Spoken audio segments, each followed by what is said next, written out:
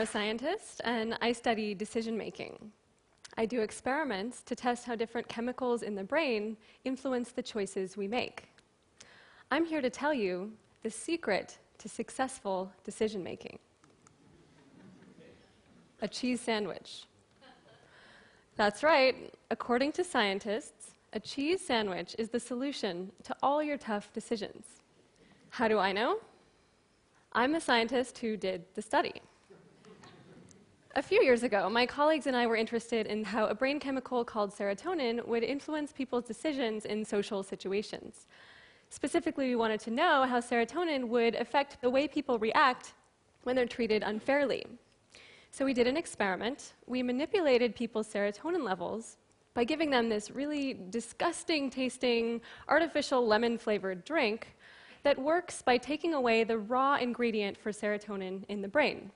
This is the amino acid tryptophan. So what we found was when tryptophan was low, people were more likely to take revenge when they're treated unfairly.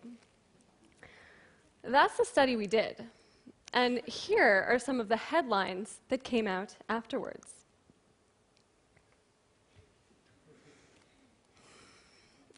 At this point, you might be wondering, did I miss something? Cheese? Chocolate? Where did that come from? And I thought the same thing myself when these came out, because our study had nothing to do with cheese or chocolate. We gave people this horrible-tasting drink that affected their tryptophan levels. But it turns out that tryptophan also happens to be found in cheese and chocolate.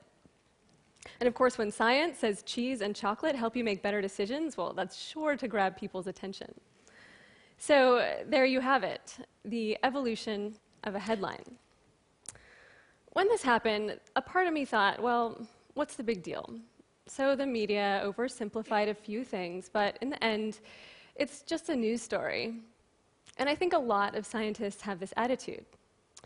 But the problem is this kind of thing happens all the time, and it affects not just the stories you read in the news, but also the products you see on the shelves. When the headlines rolled, what happened was the marketers came calling.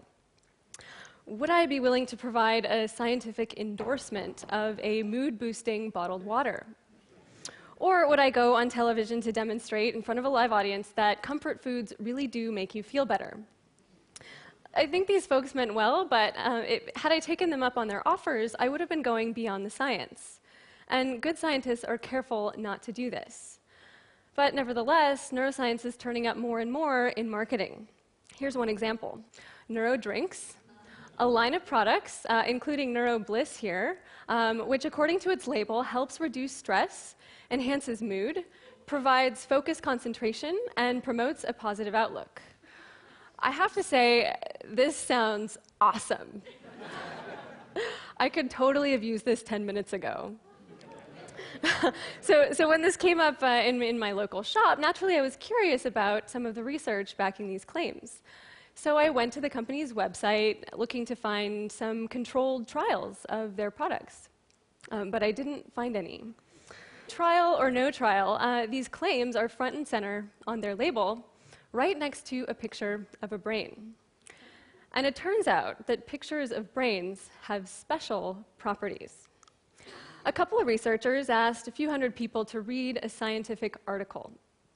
For half the people, the article included a brain image. And for the other half, it was the same article, but it didn't have a brain image. At the end, you see where this is going, people were asked whether they agreed with the conclusions of the article.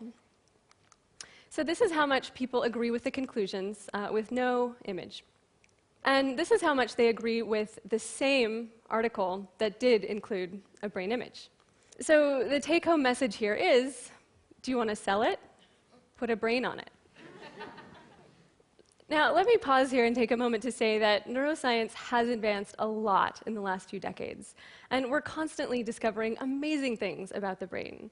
Like just a couple of weeks ago, neuroscientists at MIT figured out how to break habits in rats just by controlling neural activity in a specific part of their brain. Really cool stuff. But the promise of neuroscience has led to some really high expectations and some overblown, unproven claims.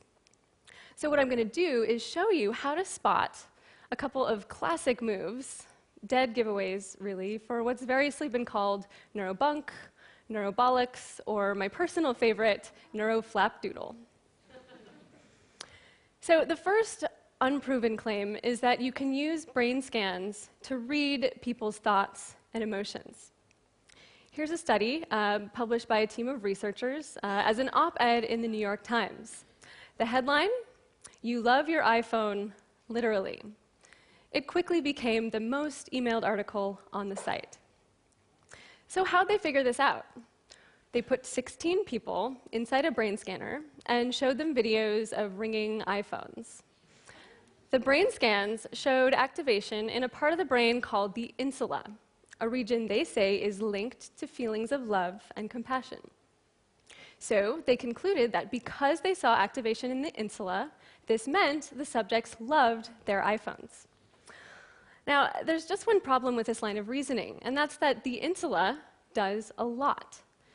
Sure, it is involved in positive emotions like love and compassion, but it's also involved in tons of other processes like memory, language, attention, even anger, disgust, and pain.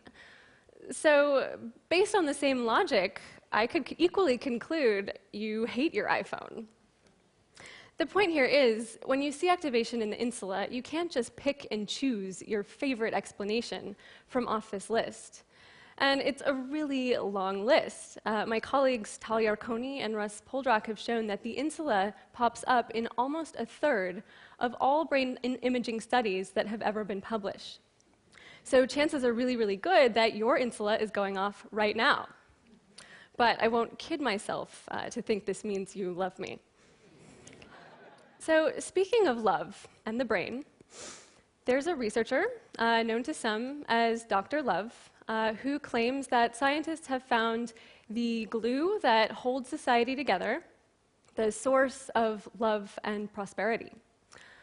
This time it's not a cheese sandwich. No, it's a hormone called oxytocin. You've probably heard of it. So Dr. Love bases his argument on studies showing that when you boost people's oxytocin, this increases their trust, empathy, and cooperation. So he's calling oxytocin the moral molecule. Now, these studies are scientifically valid, and they've been replicated, but they're not the whole story. Other studies have shown that boosting oxytocin increases envy. It increases gloating. Oxytocin can bias people to favor their own group at the expense of other groups. And in some cases, oxytocin can even decrease cooperation. So, based on these studies, I could say oxytocin is an immoral molecule and call myself Dr. Strangelove. So we see neuroflapdoodle all over the headlines. We see it in supermarkets, on book covers. What about the clinic? SPECT imaging is a brain scanning technology that uses a radioactive tracer to track blood flow in the brain. For the bargain price of a few $1,000s, there are clinics in the US that will give you one of these SPECT scans and use the image to help diagnose your problems. These scans, the clinics say, can help prevent Alzheimer's disease, solve weight and addiction issues, overcome marital conflicts, and treat, of course, a variety of mental illnesses ranging from depression to anxiety to ADHD. This sounds great. A lot of people agree. Some of these clinics are pulling in tens of millions of dollars a year in business. There's just one problem. The broad consensus in neuroscience is that we can't yet diagnose mental illness from a single brain scan. But these clinics have treated tens of thousands of patients to date, many of them children. And SPECT imaging involves a radioactive injection, so exposing people to radiation, potentially harmful. I am more excited than most people as a neuroscientist about the potential for neuroscience to treat mental illness and even maybe to make us better and smarter. And if one day we can say that cheese and chocolate help us make better decisions, count me in. But we're not there yet. We haven't found a buy button inside the brain. We can't tell whether someone is lying or in love just by looking at their brain scans. And we can't turn sinners into saints with hormones. Maybe someday we will, but until then, we have to be careful that we don't let overblown claims detract resources and attention away from the real science that's playing a much longer game. So here's where you come in. If someone tries to sell you something with a brain on it, don't just take them at their word. Ask the tough questions, ask to see the evidence, ask for the part of the story that's not being told. The answers shouldn't be simple because the brain isn't simple. But that's not stopping us from trying to figure it out anyway. Thank you.